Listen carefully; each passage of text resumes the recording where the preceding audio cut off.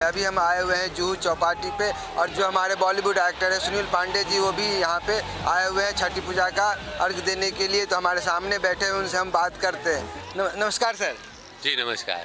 Sir कैसा लग रहा है सर यहाँ पे आप आए हैं जुहू चौपाटी पे अपना?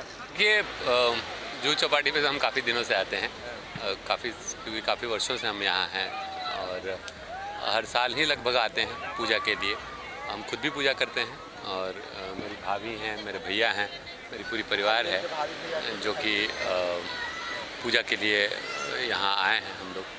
तो बड़ा आनंद आता है, बहुत अच्छा लगता है इतने समूह में। यही एक ऐसा व्रत है जो कि जहाँ किसी पंडित की, किसी मौलवी की, किसी की ज़रूरत नहीं है ना। यहाँ सूर्य का अर्घ्य दिया जाता है जो साक्षात देवता हैं, पूरी दुनिया को ऊर्जा देते हैं, ताकत देते हैं, खाना पीना देते हैं, है ना। सर तो आप बेसिकली कहाँ से रहने वाले हैं? ओरिजिनली हम बिहार से रहने वाले हैं। आप बिहार से रहने वाले हैं। बिहार का छठ और यहाँ का छठ में कितना अंतर है? नहीं बिल्कुल, क्योंकि लोग तो वही हैं जो बिहार में से लोग हैं जो पूजा करने वाले, या जो ईस्टर्न यूपी से हैं वही वहाँ ज़्यादा ये पर्व किया जाता है। हालांकि अब तो यहाँ भी काफ़ी लोग करने लगे हैं मेरे नॉलेज से, और सेम ही चीज़ है। जैसे वहाँ पूजा होता है लगभग वैसे ही यहाँ भी किया जाता है, क्योंकि विधि विधान तो सब कुछ वही है, तो फ़र्क ज़्यादा नहीं है। बट यस, वहाँ थोड़ा ज़्यादा इस पे होता है। हालांकि यहाँ आने के बाद पता ही नहीं चलता कि हम बिहार में नहीं हैं। हाँ, तो कब आए सर बिहार से आप? बिहार से हम 2007 में आए हैं। सर आज तो आप बॉलीवुड में काफ़ी बड़े बड़े सीरियल, वेब सीरीज, फिल्म आपने किया है, काफ़ी फेमस हो गया। अब एक झलक मैं चलते चलते आपको पहचान गया। सर अभी इस लाइन में बोलते बहुत स्ट्रगल है, तो सर अपने स्ट्रगल के दौर की बात बताएंगे ताकि लोग उससे जो इंस्पायर होकर कुछ सीख सके, कैसे उस स्ट्रगल को आपने झेला, कैसे कैसे किया? देखिए, मुझे लगता है कि स्ट्रगल तो हर जगह ही है। हर जगह अपने अपने तरह का कॉल होता है। जो नौकरी करते हैं, जो बिज़नेस करते हैं, उनका अपने तरह का स्ट्रगल है। रही बात यहाँ के, चूँकि आपने पूछा हमारे फील्ड की, फिल्म इंडस्ट्री की, तो मुझे लगता है कि स्ट्रगल लोग बोलते हैं, ऐसा कुछ स्ट्रगल बहुत बड़ा है नहीं। मेरा मानना है कि अपनी तैयारी करके आइए। अगर तैयारी करके नहीं आएंगे अपनी, तो फिर मुश्किल तो होगा ही। सर कहते हैं कि यहाँ पे गॉड फादर होना बहुत ज़रूरी है, नहीं तो आप जितना भी टैलेंटेड हो, आपका टैलेंट का बहुत ज़्यादा कदर नहीं होता है। कैसा, क्या मानते हैं, क्या सोचते हैं आप? मेरा तो कोई गॉड फादर नहीं था, लेकिन गॉड फादर बन गए, सब बन गए। तो कितने साल हो गए आके? 2007 में आया था। तो अब 2007 में आए हैं और यहाँ पे आए ही यहीं पे होते हैं, और उनको पहला ही ब्रेक जो मिलता है लीड रोल मिलता है। लेकिन आज आप बहुत स्ट्रगल करके आप अचीवमेंट प्राप्त किए हैं, अपने मुकाम पहचान बनाए हैं, लेकिन एक टाइम तो लगा सर। नहीं, वो बिल्कुल आपका कहना सही है कि वो प्रिविलेज हैं थोड़ा, जिनका एक बैकग्राउंड है, जिनके पेरेंट्स हैं या जिनका बैकग्राउंड है, वो प्रिविलेज बिल्कुल हैं। लेकिन उनका अपने तरह का कॉल भी तो होता है ना। हमसे लोगों का बहुत ज़्यादा एक्सपेक्टेशन नहीं होता है। तो इसका मतलब ये नहीं है कि बाहर से जो लोग आते हैं उनको काम नहीं मिलता। हाँ, थोड़ा समय लगता है। और जैसा कि आपने पूछा कि स्ट्रगल का टाइम वही है कि जब तक आप इंतज़ार कर रहे होते हैं, आपके पास काम होता नहीं है। आपको ये हर ऑफिस में जाके कहना होता है कि हमें देखिए, हमें टेस्ट कीजिए, है ना। तो उसके लिए भी जल्दी मौका नहीं मिलता है। बट अगर किसी ने मौका दिया तो फिर वो दिन आपका होना चाहिए। सर कहते हैं कि बॉलीवुड जो है ना अभी सबसे बुरे दौर से गुजर रहा है, क्या आप ऐसा मानते हैं? बुरे दौर से तो मुझे लगता है कि वर्ल्ड की पूरी इकोनॉमी गुजर रही है। बॉलीवुड पे जैसे बड़े सेलिब्रिटी जितने भी हैं ना, अभी फिल्म बनाना छोड़ दिया है, होल्ड पे डाल दिया है, कुछ प्रोजेक्ट जो है ना डिले कर दिया है। देखिए, अल्टीमेटली है तो ये हार्डकोर बिजनेस है ना। तो कोई ले रहा है नहीं, रिस्क लोग ले रहे हैं, फिल्में भी बन रही हैं। हाँ, ऑडियंस नहीं आ रही है अभी थिएटर तक। उसका रीज़न मुझे लगता है कि ये सिर्फ बॉयकॉट नहीं है, या जो हल्ला अभी हो रहा है कितना सच्चाई है वो आप ज़्यादा बेहतर जानते होंगे उसके बारे में। हम लोग तो अपना काम, कलाकार हैं, काम ही करते हैं, और कुछ ज़्यादा समझ में आता। कुछ लोग जो हैं जिससे मैं बात किया हूँ, मैं तो हज़ारों लोगों से बात करता हूँ, बोलते हैं कि ये सुशांत सिंह का श्राप है। मैं उनके पवित्र आत्मा को प्रणाम करता हूँ। मेरे बाइकआउट जो मुहिम चालू हुआ है उसी दिन से चालू हुआ है। देखिए उसके पीछे की सच्चाई इससे या पहले तो उसके फिल्म हिट कराने के लिए बाइकआउट करते थे। हाँ। उस दिन से जो बाइकआउट हुआ दिल से, और एक्चुअल में जितने भी पर प्रांतीय हैं और ये उत्तर भारतीय हैं, बेसिकली हिट कराने भी वही वाले थे और फिल्म बनाने वाले भी वही थे, और उस दिन से ही ये सब चालू हो रहा है।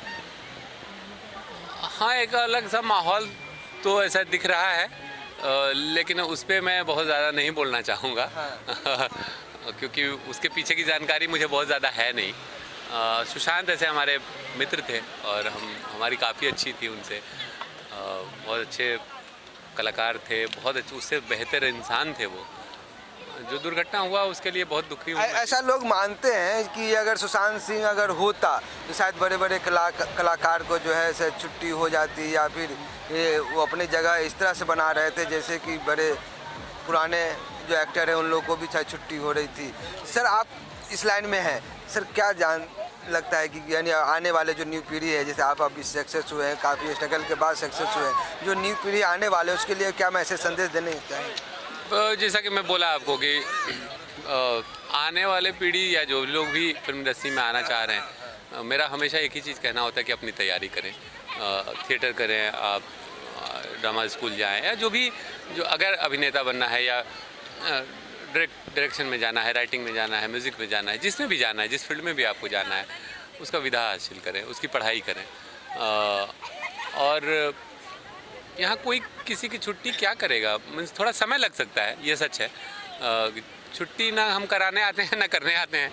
सर एक इस लाइन में जो है ना स्ट्रगल का एक ऐसा दिन आता है जो लोग थक जाता है, हार जाते हैं, बोलते हैं कि नहीं अब बहुत हो गया, अब छोड़ देते हैं इस लाइन को, फिर भी छोड़ नहीं पाते, वो करते हैं। कभी आपके लाइफ में भी ऐसा दिन आया क्या लगा कि यार बहुत थक गया, अब बहुत स्ट्रगल हो गया, छोड़ देना चाहिए? बिल्कुल हुआ है, कई बार होता है, कई बार हुआ है ऐसा कि लगता है कि यार पता नहीं क्या हो रहा है। वो टाइम ही है ना, अप्स एंड डाउन, लेकिन उसी में फिर आपको अंदर से कॉन्फिडेंस तो रहता ही है, क्योंकि आपको कहीं ना कहीं जज करना पड़ता है खुद को कि भाई मैं अपने क्राफ्ट पे कितना मुझे पकड़ है, मैं जो कर रहा हूँ वो बहुत रियलिटी के साथ, ईमानदारी के साथ मैं कर रहा हूँ कि नहीं। अगर उसमें ईमानदारी है और आपके काम में ईमानदारी है तो वो आपको रोकता है फिर कि नहीं यार थोड़ी और तैयारी की ज़रूरत शायद हो सकती है, करते हैं।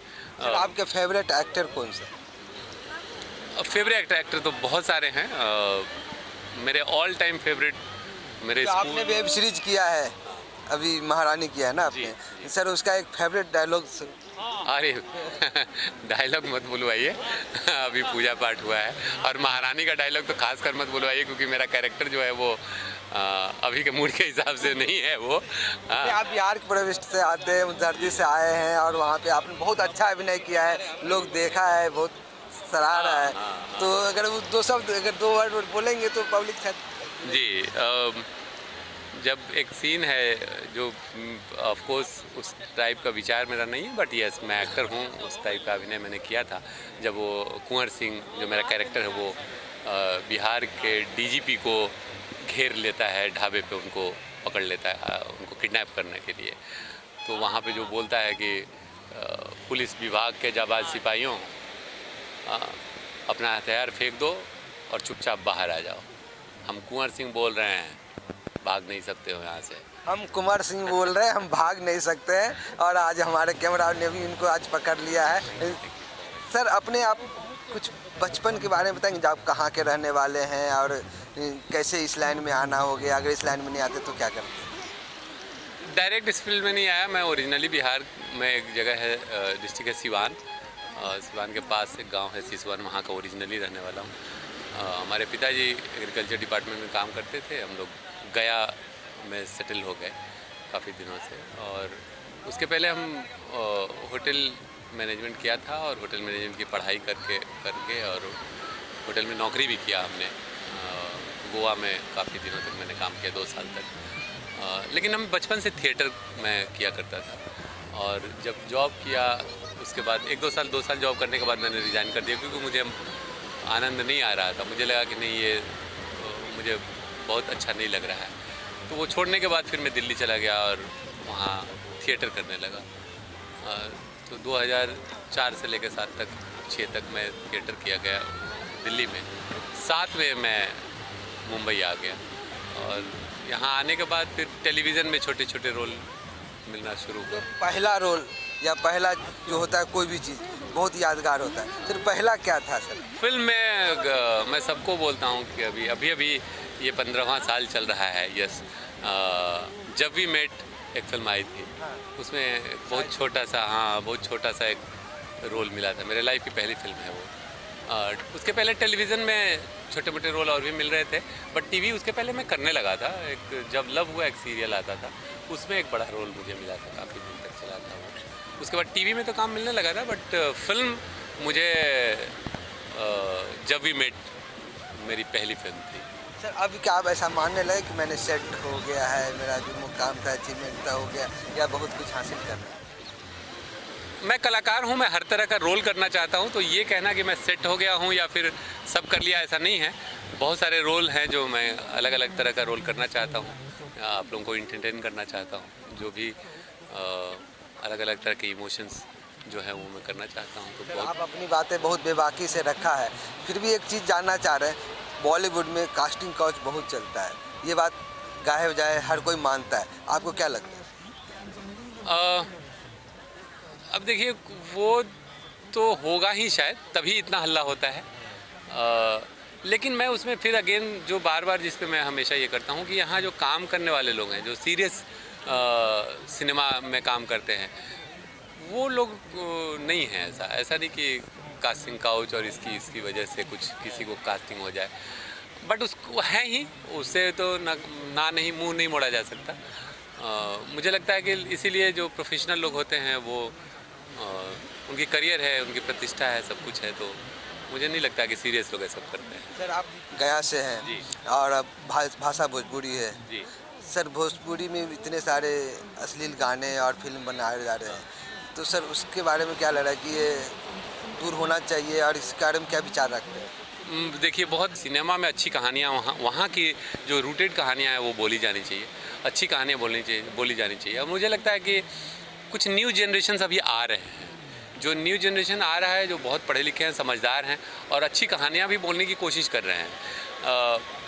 मुझे लगता है कि समय के साथ वो भी चेंज होगा। देखिए, डिजिटल के आने से इतना बड़ा क्रांति आ गया कि अब आपको बहुत अच्छा कंटेंट बनाना होगा, बहुत अच्छा काम करना होगा, तभी पब्लिक देखेगी। अब बहुत बड़ी बड़ी फिल्में आ रही हैं, नहीं चल रही हैं, ये बात मार्केट में भी सभी लोग बोलते हैं, डिजिटल आने से उन टैलेंटेड प्रतिभाशाली एक्टर को, कलाकार को एक अपनी पहचान मिली है, एक प्लेटफॉर्म मिला, तो आप इसको सहमत हैं? बिल्कुल हूँ। मुझे तो लगता है कि टेलीविज़न का बिजनेस और बढ़ गया है। एक बार शो आया, फिर टेलीकास्ट हुआ, उसके बाद पता नहीं कहाँ आएगा, कब आएगा, ख़त्म हो गया। यूट्यूब पे चलाएंगे, अब तो यूट्यूब पे भी चलेगा, डिजिटल पे भी चलेगा, उनके चैनल पे चलेगा ही चलेगा। तो मुझे लगता है कि बिजनेस और बड़ा हुआ है, छोटा नहीं। ऐसा लग रहा है कि आपके बातों से टेलीविज़न कभी खतरे में नहीं आएगा और आगे फलेगा फूलेगा और आगे बढ़ेगा। बिल्कुल, क्योंकि टेलीविज़न में अच्छे लोग हैं और काम हो रहा है, और उसकी ऑडियंस है ना, बहुत बड़ी ऑडियंस है। जो फिल्म देखते हैं, कुछ खास तरह की फिल्म देखते हैं, वो फिल्म देखते हैं। ऑडियंस भी तो बहुत बड़ी वाइड है ना, हर तरह की ऑडियंस है, हमें भी देखने वाले भी हैं और बड़े स्टारों को भी देखने वाले हैं। धन्यवाद सर, हम आपसे मिलकर बहुत अच्छा लगा, आप प्रसन्न हुए। हम आगे भी मिलेंगे। भारत माता की जय, वंदे मातरम। अब आगे बढ़िए, खूब तरक्की करिए। जी, भारत माता की जय।